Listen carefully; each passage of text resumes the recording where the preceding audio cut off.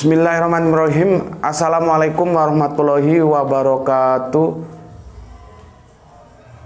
Asyhadu an la ilaha illallah, asyhadu anna Muhammadar Rasulullah. Allahumma sholli ala Sayyidina Muhammad wa ala Sayyidina Muhammad. Senang bertemu kembali dengan kalian semuanya, viewer-viewer tercinta dari channel diskusi-diskusi teologis Gus Beti ya. Semoga minum dulu. Bismillahirrahmanirrahim.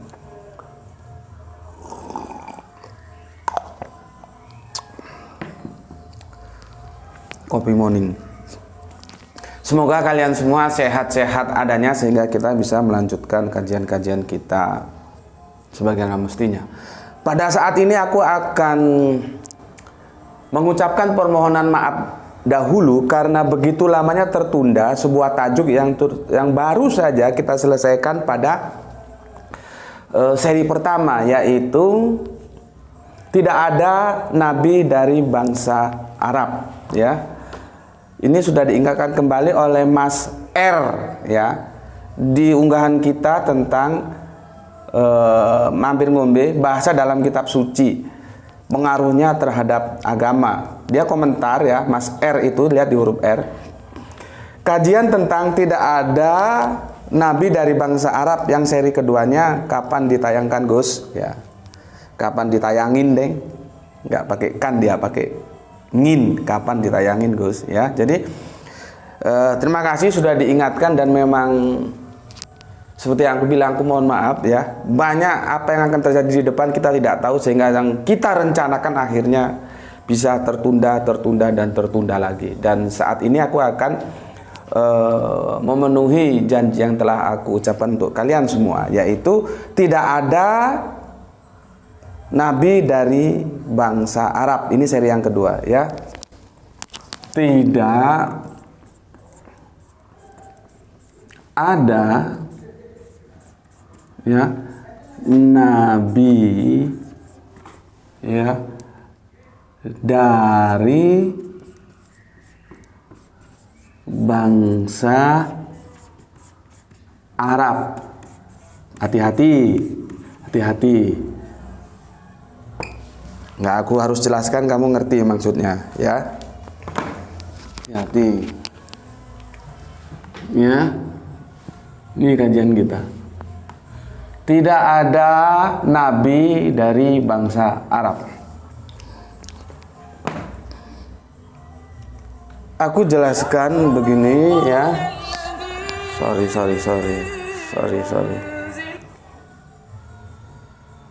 Sorry.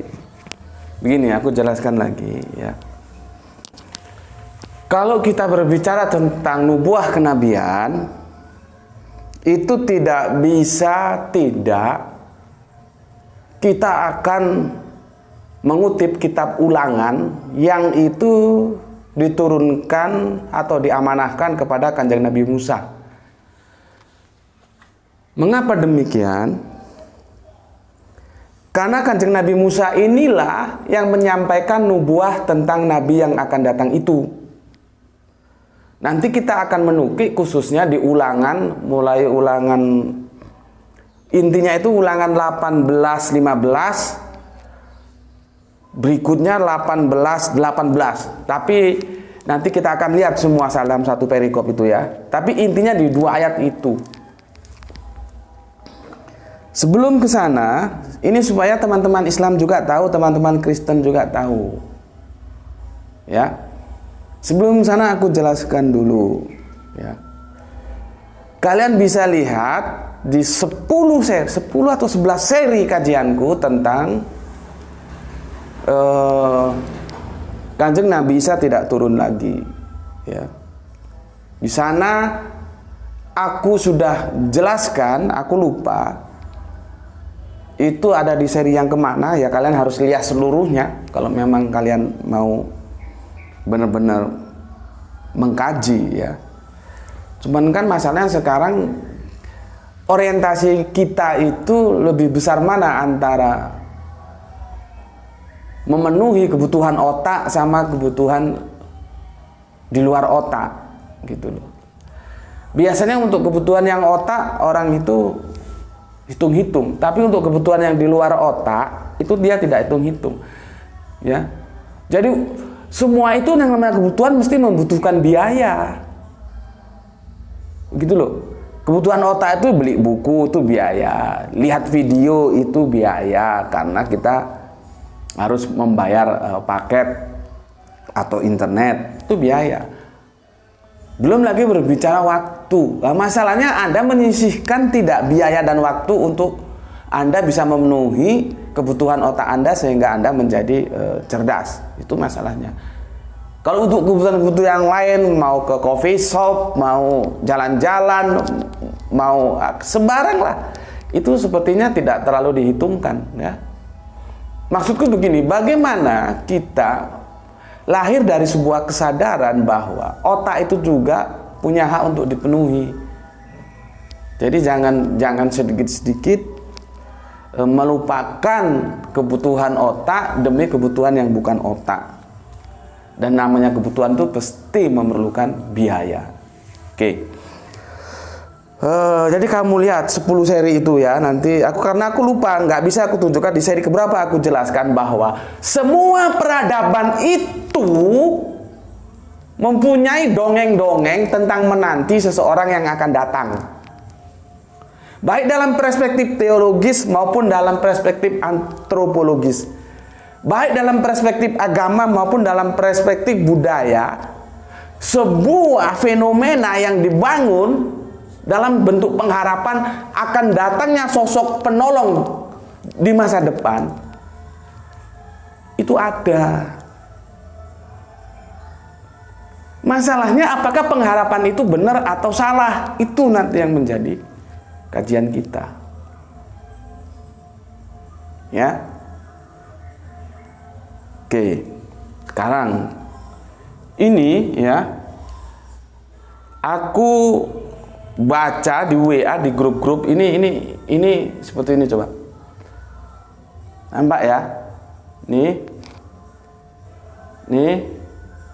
nampak ya, kaji apa, unggahan-unggahan seperti ini banyak kita temukan di grup-grup WA ya. Jadi begini, meninjau hadis-hadis keutamaan malam nifsu Sa'ban ya. Ini judulnya begitu ya. Setelah diteliti ya, ternyata hadis ini ya, nanti kalau aku bilang palsu banyak yang nggak terima, lemah. Ini berapa ini konten yang membuat seperti ini? Banyak, dengan berbagai cara bagaimana aja. Nah ini tambah dibilang hadis palsu. Ya, yang satunya lagi mengatakan hadis lemah. Ini hadis palsu. Ya, meninjau dalil-dalil anjuran membaca surat Yasin pada malam nifsu Sa'ban, hadis palsu. Nah, coba. Jadi untuk teman-teman Islam, kalian sudah berpijak pada sebuah kesalahan yang itu sangat mendasar ketika Anda berislam dengan memposisikan hadis itu menjadi setara dengan Al-Quran yang absolut. Itu sebuah kesalahan yang mendasar dan itu kesalahan pada titik awal. Kalau titik awalnya sudah salah, kesananya mesti salah. Yang benar itu gimana? Posisikan ya Al-Quran itu secara absolut karena dia memang absolut, tetapi posisikan juga hadis itu secara relatif karena dia relatif. Buktinya ini. Dan banyak contoh kemarin yang aku contohkan hadis tentang bulan Rajab atau bulan apa, hadisnya palsu juga. Dan aku bilang dalam video yang kemarin itu, mudah-mudahan nanti ada sosok tokoh, kalau aku kan gambarnya nggak laku dijual, siapa lu, dia bilang. Karena masyarakat kita masih melihat siapa yang ngomong, bukan apa yang diomongkan. Itu masalahnya. Meskipun hadis yang disampaikan oleh sahabat Ali, semua orang tahu. Jangan lihat siapa yang ngomong, tapi lihatlah apa yang diomongkan. Itu semua tahu, tapi bisa melakukan nggak? Kan nggak bisa. Ya begitulah level kelas-kelas kalian itu. Kalian hanya melihat siapa yang ngomong, tapi tidak melihat siapa apa yang diomongkan. Jadi kebenaran itu berdasarkan siapa yang ngomong. Ya, kebenaran itu hanya dilihat kepada siapa yang ngomong itu hanya bisa kalau dinisbahkan kepada Kanjeng Nabi, karena Kanjeng Nabi itu maksum.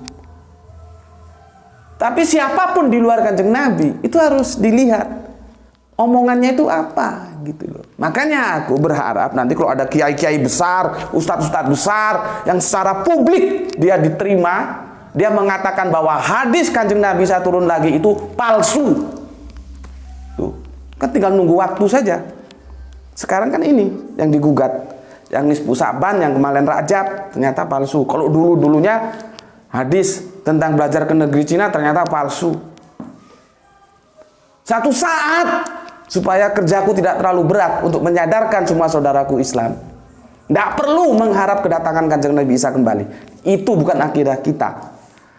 Dan akidah itu sering digunakan, dan itu hak mereka, hak saudara-saudara kita Kristen, ya kita hormati untuk dakwah mereka. Karena mereka beranggapan nanti Kanjeng Nabi Isa atau Yesus itu turun lagi untuk menjemput mereka ke surga.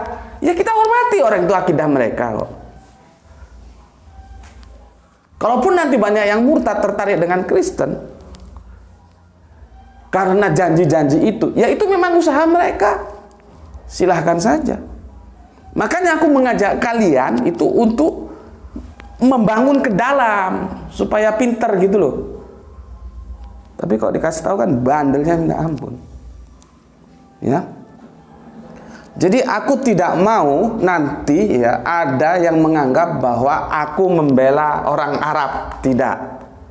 Karena nanti aku akan berjibaku untuk mengatakan bahwa ada nabi lain di luar bangsa Israel, yaitu bangsa Arab. Tetapi ketika aku menyampaikan itu, ya, jangan kamu kira aku bela orang Arab. Nggak ada urusan sama orang Arab. Begitu juga ketika nanti aku mengkritik bangsa Arab, jangan kamu kira aku ini benci orang Arab. Nggak ada urusan. Karena aku berpijak pada tataran-tataran akademis. Tataran akademis itu merah ya bilang merah, hijau bilang hijau, putih bilang putih. Tuh akademis itu begitu. Dalam dunia akademis boleh salah tapi tidak boleh bohong. Harus mengatakan sejujurnya. Beda dengan dunia politis, tidak boleh salah tapi dia boleh bohong. Kenapa boleh bohong? Untuk menutupi kesalahannya. Tuh. Ya. Jangan seperti yang kemarin ketika aku mengatakan bahwa Yesus tidak akan turun lagi, jangan bermimpi adanya kedatangan yang kedua. Aku bantah dengan Bible, semua teman-teman Islam tepuk tangan. Tetapi ketika aku menulis yang sama, membantah kedatangan Kanjeng Nabi Isa turun lagi dengan Al-Quran, dengan hadis, semua balik menyerang. Otaknya itu di mana? Objektivitas Anda itu di mana? Itu loh. Yang aku tidak begitu suka dengan dualisme seperti itu. Ini juga sekarang ini ya, aku akan tunjukkan ada nggak bangsa di luar Israel yang menurunkan nabi, ya. Oke, jadi pengharapan akan datangnya seseorang, yaitu pemimpin dalam tataran yang dia akan memperbaiki dunia, ya. Itu kalau kita lihat dalam sudut pandang teologis, yang antropologis sudahlah banyak ceritanya itu. Kalau dalam kejawen ya Ratu Adil lah, yang ini yang itu banyak lah itu ya. Kita berbicara dalam tataran teologis. Dalam tataran teologis, Abrahamic faith itu melahirkan 3 agama besar, yaitu Yahudi, Nasrani, yang kemudian menjadi Kristen, dan Islam. Ya, Yahudi, Nasrani, yang kemudian menjadi Kristen, dan Islam. Ya, oke, paham sampai di sini. Kita ketika membicarakan nabi yang akan datang itu tidak bisa tidak kita lari kepada apa yang dinyatakan Kanjeng Nabi Musa dalam kitab Ulangannya. Nah ini karena kita tidak tahu, kamu tidak tahu, mayoritas kita sebagai orang Indonesia tidak tahu, ya. Dikirain polemik ini hanya terjadi antara Islam dan Kristen. Karena di negara kita ini komunitas Yahudi itu tidak signifikan.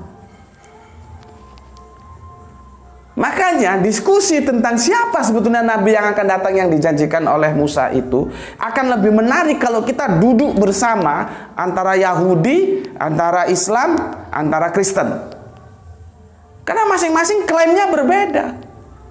Gitu. Masing-masing klaimnya berbeda. Ya. Berbeda. Jadi jangan kamu kira ini hanya klaim antara Islam dan Kristen, antara Kristen dan Islam. Tidak. Yahudi pun punya klaim. Siapa sebetulnya nabi yang akan datang yang diramalkan itu? Karena apa? Mereka sampai saat ini masih menolak. Bahkan amat sangat menolak kehadiran Kanjeng Nabi Isa atau yang disebut Yesus sebagai Mesias. Tuh. Makanya mereka tetap bertahan dalam keyahudiannya.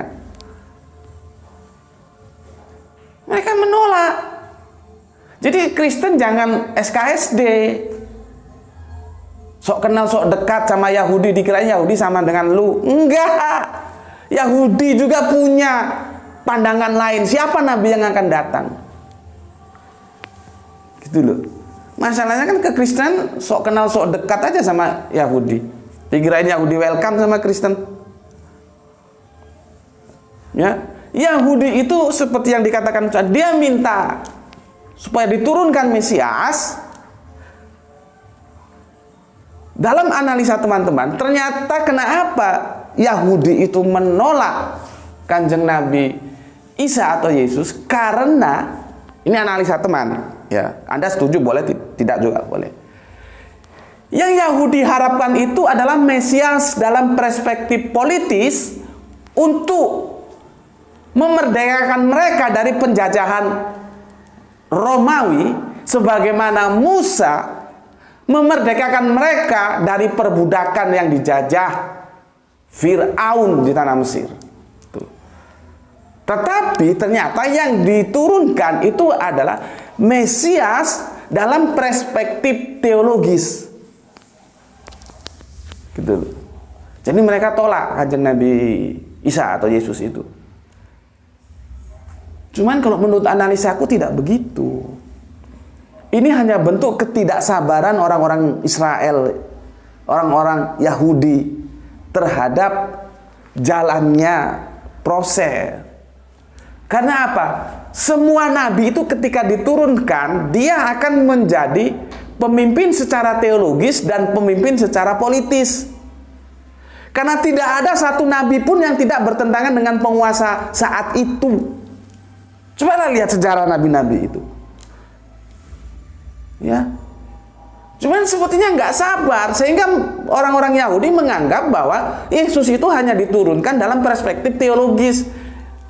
Memang benar sih, semua nabi itu diturunkan untuk mengembalikan manusia kepada ajaran semula, memurnikan kembali seperti ajaran yang sudah disampaikan oleh nabi pendahulunya. Itulah yang aku berkali-kali katakan sebuah proses abrogasi. Semua nabi begitu. Ketika ajaran dirusak, nabi diturunkan, ajaran dirusak, diturunkan nabi lagi, dikembalikan. Ajaran dirusak, diturunkan nabi lagi, dikembalikan. Ajaran dirusak, diturunkan nabi lagi, dikembalikan lagi pemurniannya. Sampai akhirnya nanti ke nabi yang terakhir, Kanjeng Nabi Muhammad, dan dinulonnya itu Islam. Jadi Islam ini bukan sesuatu yang baru. Dia adalah mengembalikan ajaran-ajaran yang sudah disampaikan oleh nabi-nabi yang terdahulu. Begitu juga Kanjeng Nabi Muhammad bukan nabi satu-satunya. Dia adalah nabi penerus nabi-nabi yang terdahulu. Cuman yang jadi masalah ketika cara pandang Anda menjadi parsial, di situ memang sudah masalah tersendiri. Ya.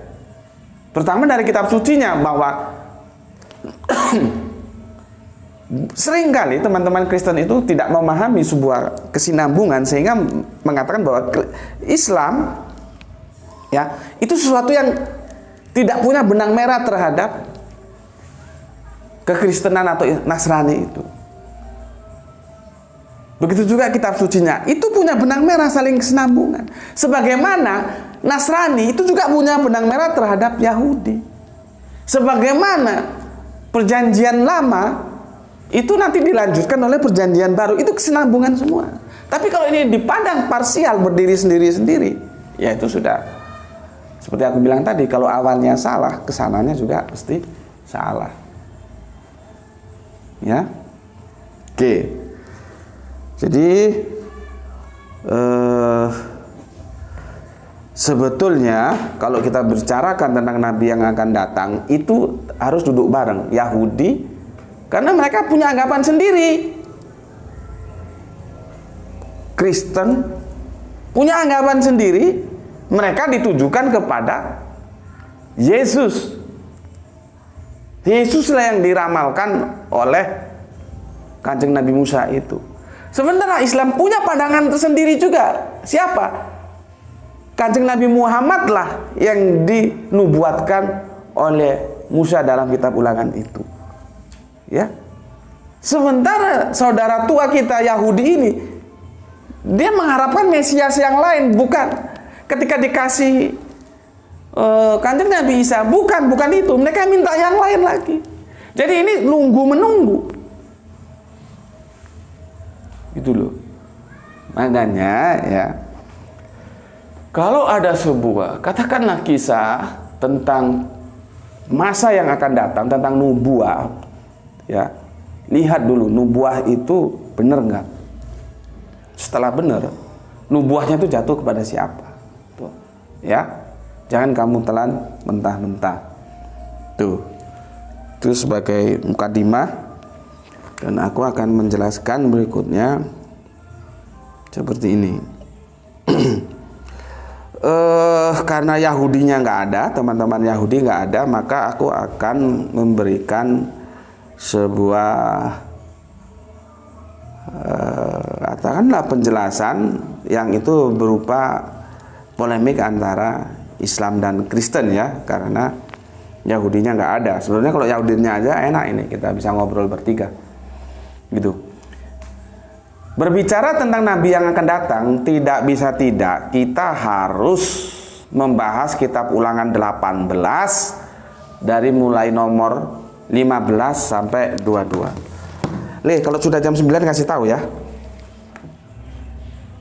Ulangan ya 18 nomor ayatnya 15 sampai 22. Di sini. Sebelumnya aku katakan dulu kepada kalian apa pesan Petrus ya di 3:15. Dan siap sedialah pada segala waktu untuk memberi pertanggungan jawab kepada tiap-tiap orang yang meminta pertanggungan jawab dari kamu tentang pengharapan yang ada padamu, tetapi haruslah dengan lemah lembut dan hormat. Ya. Ini maksudnya Petrus ini, kalau kita baca ayat lengkapnya, ketika kita dimintai pertanggungjawaban tentang Kristus atau Yesus Kristus, itu sampaikan dengan lemah lembut. Gitu ya. Lah aku dalam rangka ini juga dalam rangka mempertanggungjawabkan siapa sebetulnya Kanjeng Nabi Isa itu. Apakah dia benar-benar yang diramalkan oleh Kanjeng Nabi Musa 1500 tahun yang lalu atau bukan? Tetapi harus dengan lemah lembut. Begitu juga pesan Al-Quran ya. Di surat Al-Ankabut, surat 29, surat laba-laba ya. Tapi sekali lagi, yang namanya proper name, Al-Ankabut itu proper name tidak boleh diterjemahkan, cukup diketahui saja. Itu Quran surat Al-Ankabut surat 29 ayat 46 ya. Berdebatlah dengan ahli kitab ya. Diawali dengan awalnya. Janganlah ini kebalik ini, atau gaya bahasanya itu berputar dia ya. Sepertinya melarang tapi memerintahkan dengan syarat. Begini narasinya. Janganlah kamu berdebat dengan ahli kitab melainkan dengan cara yang baik, kecuali dengan orang-orang yang zalim di antara mereka, dan katakanlah kami telah beriman kepada kitab-kitab yang diturunkan kepada kami dan yang diturunkan kepadamu. Tuhan kami dan Tuhan kamu satu, dan hanya kepadanya kami berserah diri, ya. Tapi yang mau aku bidik adalah janganlah engkau berdebat dengan ahli kitab kecuali dengan cara yang paling baik, ya. Atau janganlah kamu berdebat dengan ahli kitab melainkan dengan cara yang paling baik. Artinya apa? Kalau kita berdebat dengan baik, ya. Seperti tadi, ya. Di Petrus sampaikanlah dengan lemah lembut. Karena apa? Ini sensitif ini, ya. Ini salah satu topik sensitif di antara Islam Kristen. Siapa sebetulnya yang dinubuahkan oleh Musa itu, kan Nabi Musa itu? Aku ulangi lagi, sebetulnya juga Yahudi harusnya hadir. Jadi sensitivitasnya itu biar tambah lengkap lagi. Ya, cuman di negara kita kan nggak ada komunitas Yahudi yang signifikan. Dan ini menjadi sensitif antara Islam dan Kristen. Makanya mari kita diskusikan dengan baik, ya, dengan lemah lembut, ya. Oke. Begini, ini masih introduction ini. Tentang Nabi yang akan datang, sebetulnya ini adalah polemik panjang antara Abrahamic Faith. Jadi Abrahamic Faith itu menurunkan Yahudi, Nasrani, yang menjadi Kristen, Islam, ya. Namun demikian, karena di negara kita komunitas Yahudinya itu tidak signifikan, maka yang bertarung dalam polemik itu Islam, Kristen, ya. Masing-masing punya klaim, ya. Yahudi punya klaim, Islam punya klaim, Kristen juga punya klaim, ya. Berbagai cara dilakukan oleh teman-teman Kristen untuk membuktikan pemahaman dan klaim yang diberikan sebagai kontra terhadap semua ajaran yang di luar Kristen. Jadi menurut Kristen, ya, dan kita harus hormati apa pendapat atau pandangan mereka. Sesuatu atau semua yang ada di luar kekristenan itu mereka tolak, dan harus begitu. Memang kan lucu kalau mereka Kristen tapi menerima pemahaman yang di luar Kristen, ya. Jadi tidak ada masalah, kita setuju dan kita hormati saja gitu. Kata teman-teman Kristen itu begini: nubuatan Nabi Musa terhadap seorang nabi yang akan datang yang sama seperti Musa sebagaimana tertera dalam Kitab Perjanjian Lama atau PL, yaitu Ulangan 18 dari mulai 15 sampai 22, ya. Begini, menurut mereka ramalan itu dinisbahkan kepada Yesus Kristus atau Kanjeng Nabi Isa, itu, ya. Banyak argumentasi yang diajukan, ya. Banyak argumentasi yang diajukan gitu. Salah satu pemikiran saudara-saudara Kristen kita itu begini. Ini aku ambil dari apologet Kristen yang aku kira cukup untuk kita jadikan sebuah acuan yang representatif lah, ya. Begini. Kata mereka begini, kata saudara Kristen kita. Sebenarnya sangat aneh jika sebagian teman-teman Muslim, bahkan para pemikir mereka, berpendapat bahwa Alkitab adalah kitab yang palsu. Namun ada juga sebagian dari teman-teman Muslim dan juga pemikir Islam yang mengutip beberapa ayat dalam Alkitab, kemudian memberikan klaim yang sesuai dengan apa yang ada di dalam Al-Quran. Mungkin sebagian yang mengutip beberapa ayat Alkitab ini berkeyakinan bahwa ayat ini adalah asli. Selain itu ada juga yang menganggap bahwa sebagian ayat Alkitab adalah asli dan sebagian lagi adalah palsu. Hal ini sangat menggelikan, di mana tidak ada standar yang jelas untuk menentukan keaslian suatu kitab suci ketika diperbandingkan dengan kitab suci lainnya. Nah, itu yang menjadi katakanlah pergumulan teman-teman Kristen kita. Dan kalau kalian mengikuti kajian-kajianku secara runut, aku sudah menjelaskan itu semua, ya. Sehingga teman-teman Kristen yang masih bergumul dalam polemik itu, setelah mendengar penjelasanku, kalian bisa mengerti. Tidak harus menerima, tapi minimal mengerti alasannya kenapa teman-teman Islam itu seperti itu. Lihat di topik kajianku yang berjudul katanya kitab palsu tapi dikutip, gitu, ya. Katanya kitab palsu tapi dikutip, gitu, ya. Supaya kalian clear, ya. Supaya kalian clear sehingga tidak ada lagi pergumulan seperti ini, ya. Nah, kemudian aku jelaskan kepada teman-teman Islamku. Kenapa teman-teman Kristen mengajukan keberatan ini? Karena begini, di Al-Quran itu mengatakan bahwa ya, Kanjeng Nabi Muhammad itu juga sudah dinubuahkan di kitab-kitab yang terdahulu. Ini hampir sama topik yang kemarin, tapi kitabnya sudah diklaim sudah terjadi katakanlah yang aku bilang kemarin, tahrif, perubahan, baik penambahan dan kekurangan. Ini bagaimana? Jadi teman-teman Kristen mempertanyakan itu bagaimana? Standarnya gimana? Gitu loh. Masalah standar aku sudah jelaskan kemarin kan?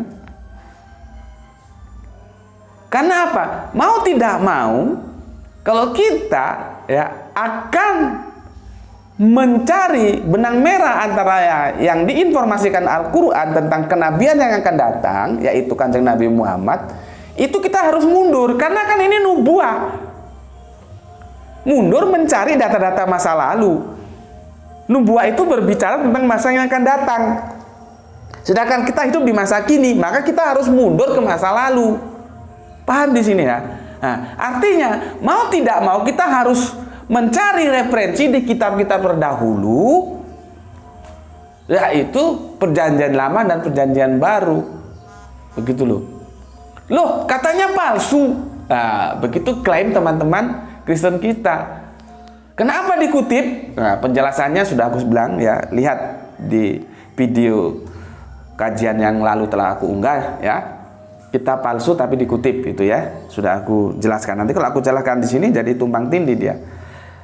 Setelah mendengar penjelasan itu, kalian bisa mengerti lah. Tidak harus menerima, minimal mengerti kenapa kami melakukan seperti apa yang kalian bilang palsu tapi dikutip ya. Masalah standarnya seperti apa? Aku sudah jelaskan di sana semua. Oke. Jadi teman-teman Islam tahu ya bahwa untuk merujuknya ya, literasinya itu harus kembali ke kitab-kitab yang lalu. Dan itu menjadi sebuah keberatan bagi teman-teman Kristen kita. Ya. Dan aku sudah jelaskan itu. Oke. Selanjutnya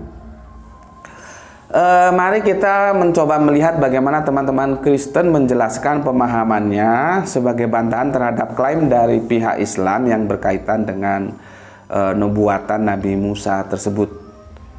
Jam 9 kasih tahu ya, jangan lupa bapaknya ada perlu. Bahwa sebenarnya yang dinubuatkan oleh Kanjeng Nabi Musa itu adalah bukan sosok Kanjeng Nabi Muhammad. Itu loh. Jadi menurut teman-teman Kristen, yang dinubuahkan Kanjeng Nabi Musa dalam kitab ulangannya itu bukan sosok Kanjeng Nabi Muhammad. Ini teman-teman Islam harus tahu. Jadi kamu pahami dulu kerangka berpikir teman-teman Kristen kita. Mereka tidak ada reserve ya, yang dinubuatkan oleh Musa itu bukan Kanjeng Nabi Muhammad. Itu positioning mereka. Itu kalian teman-teman Islam harus tahu. Ya.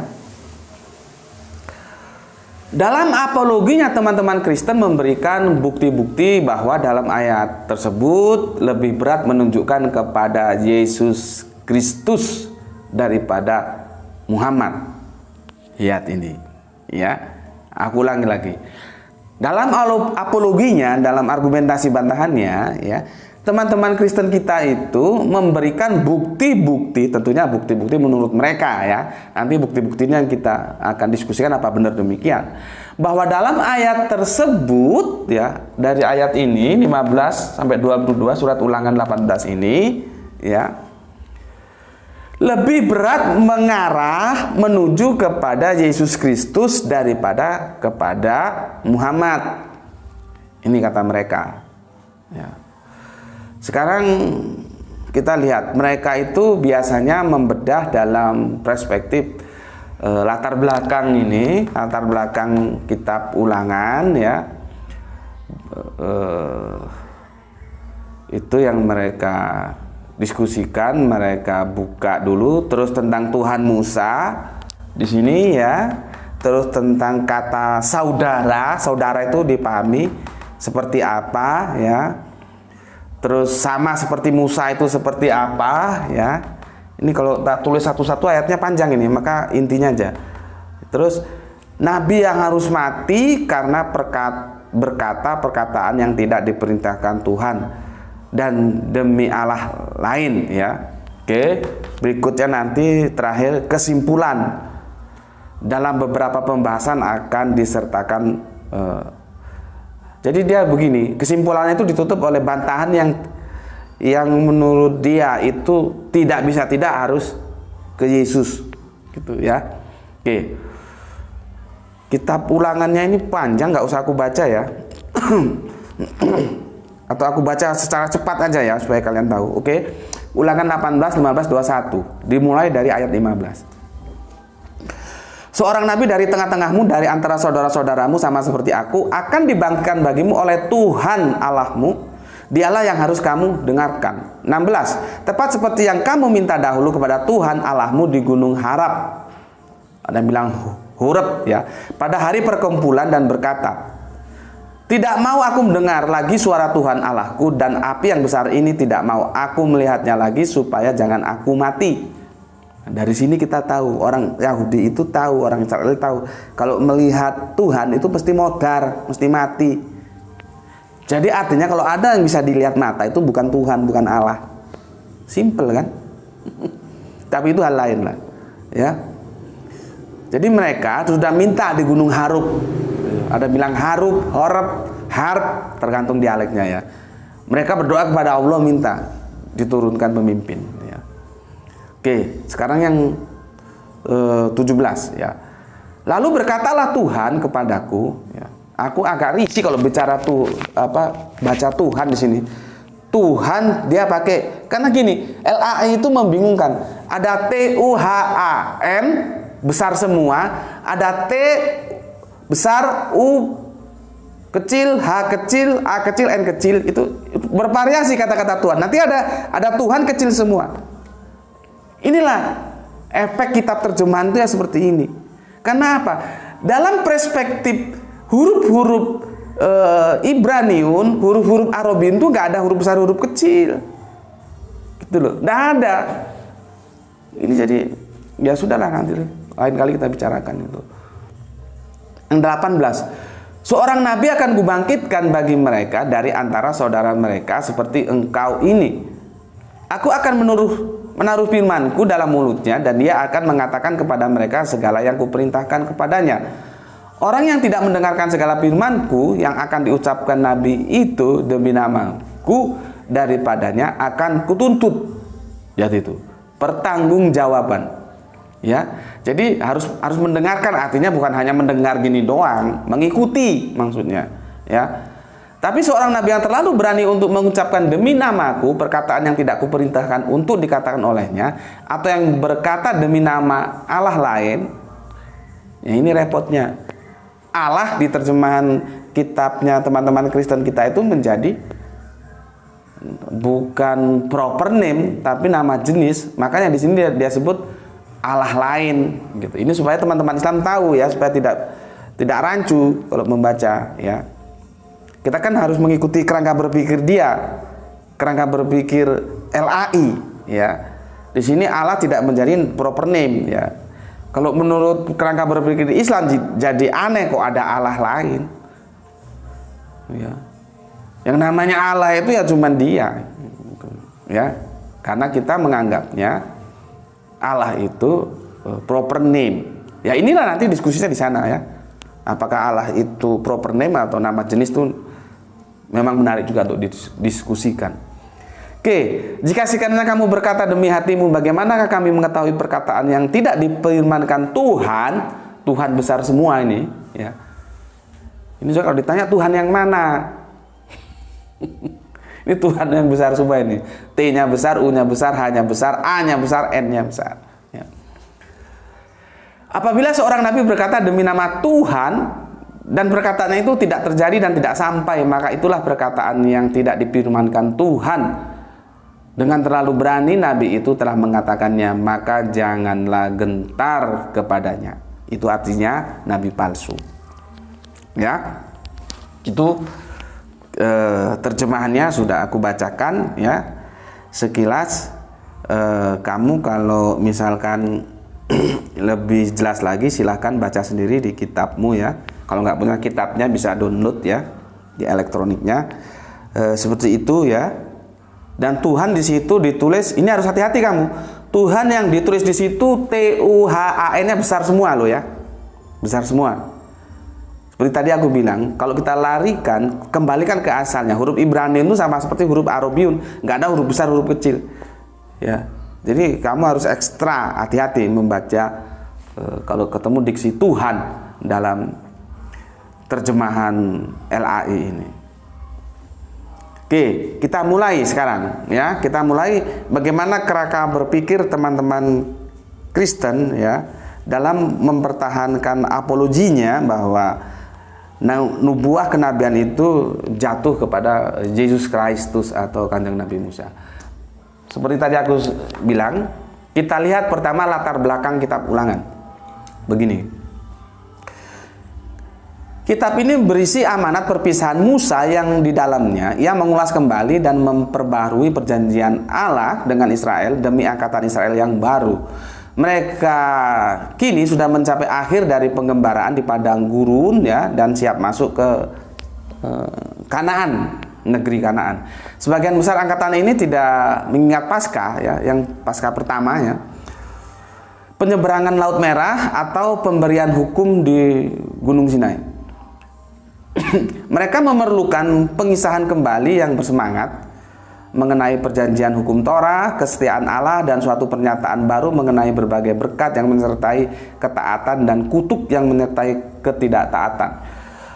Kitab Ulangan meliputi masa yang pendek sekitar 1 bulan pada satu tempat di dataran Moab di sebelah timur Yeriko, Sungai Yordan.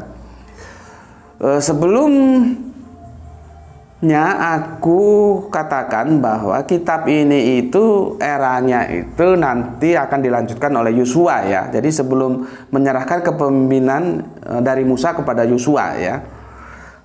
Jadi begini, latar belakangnya itu sebetulnya kalau kita baca seluruhan itu mereview ulang, mengingatkan kembali kepada bangsa-bangsa Israel. Gitu ya. Untuk apa? Membangun sebuah semangat juang yang tangguh. Intinya cuma di situ. Ya. Oke. Tidak ada masalah ya di sana latar belakang kitab Ulangan.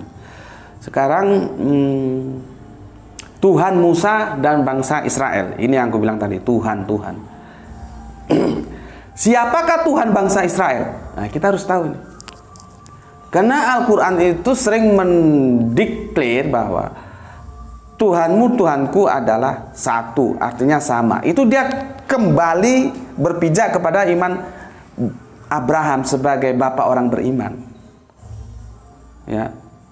Kalau kita mundur lagi ke Musa, nah sekarang kita ingin tahu Tuhannya bangsa Israel itu, Tuhannya Yahudi itu sebetulnya siapa gitu loh.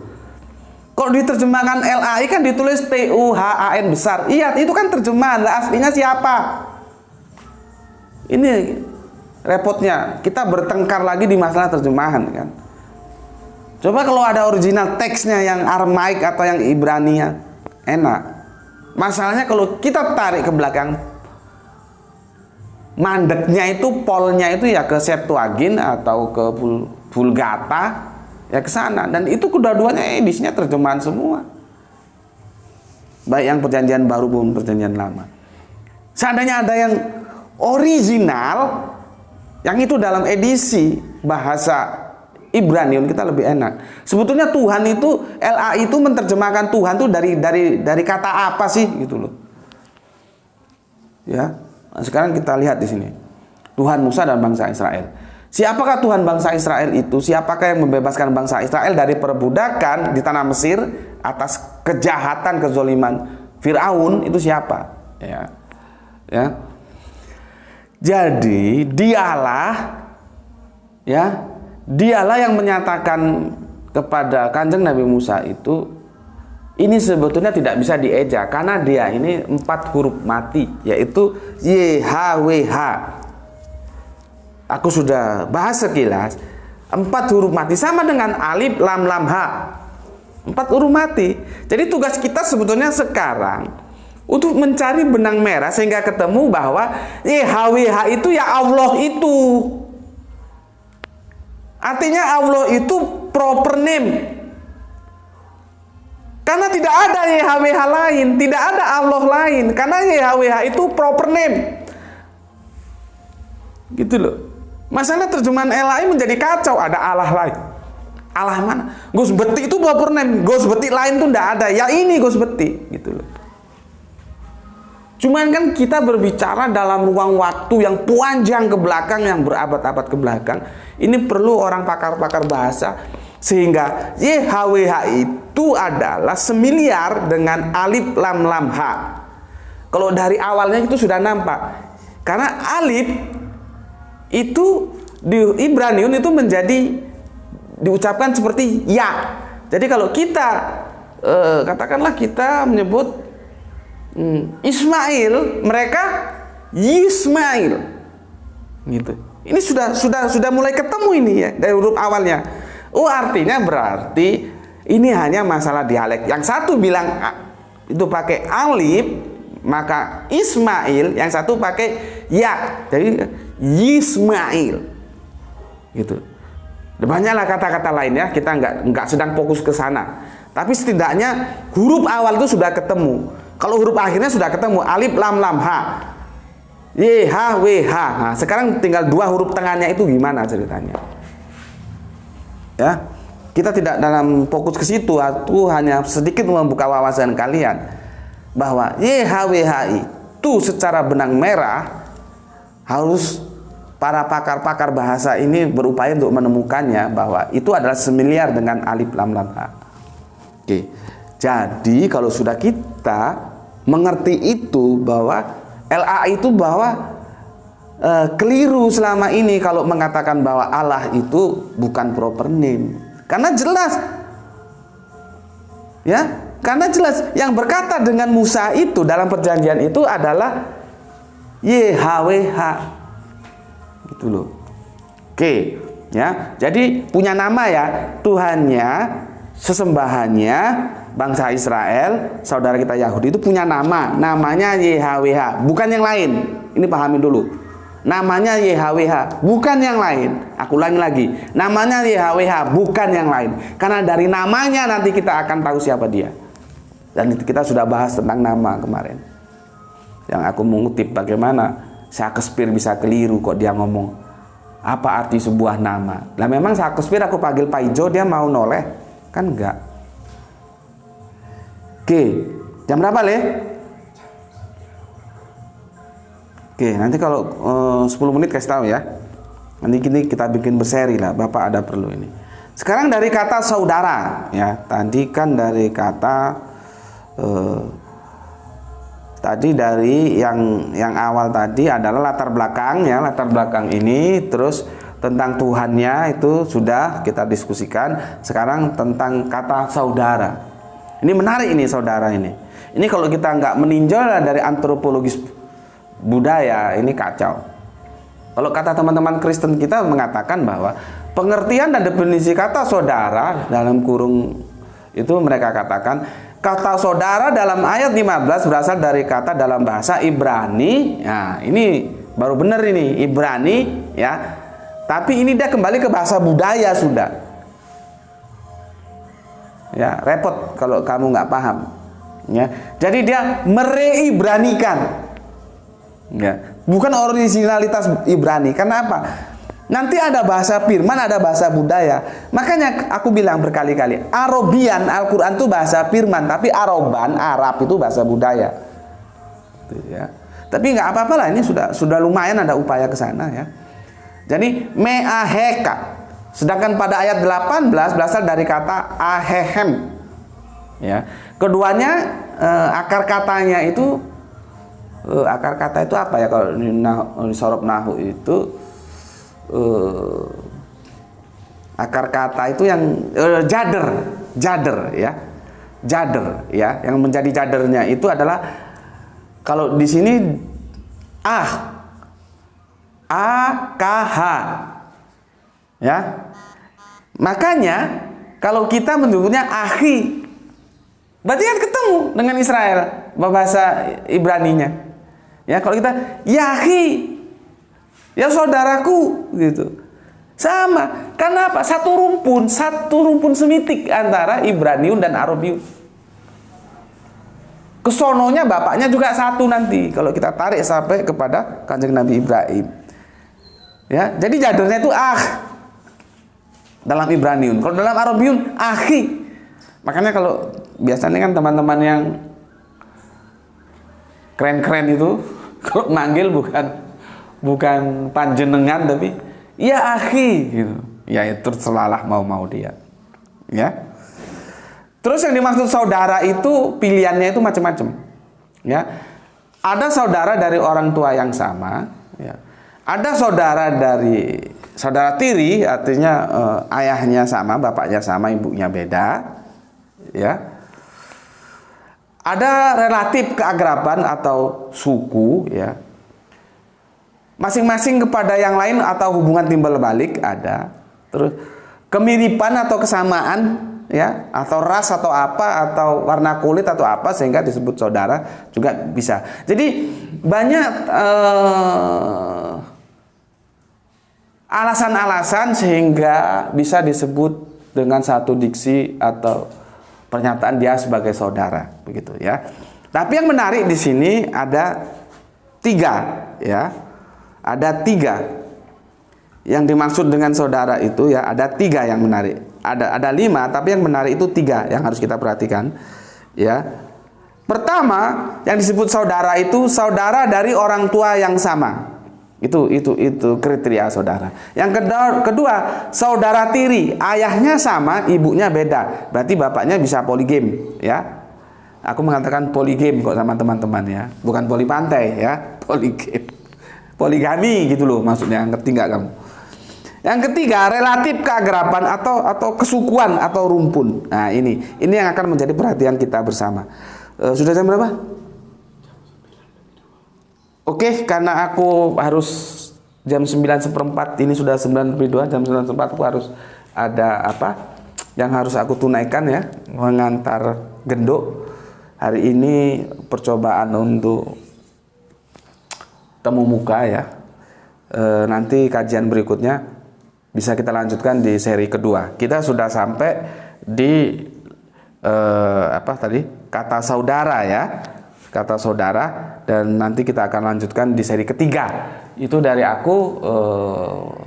Selamat berkarya, selamat bertugas, dan sampai ketemu di waktu yang akan datang dalam seri yang ketiga tentang tajuk tidak ada nabi dari bangsa Arab. Perhatikan ada tanda tanyanya. Oke, itu dari aku. Assalamualaikum warahmatullahi wabarakatuh.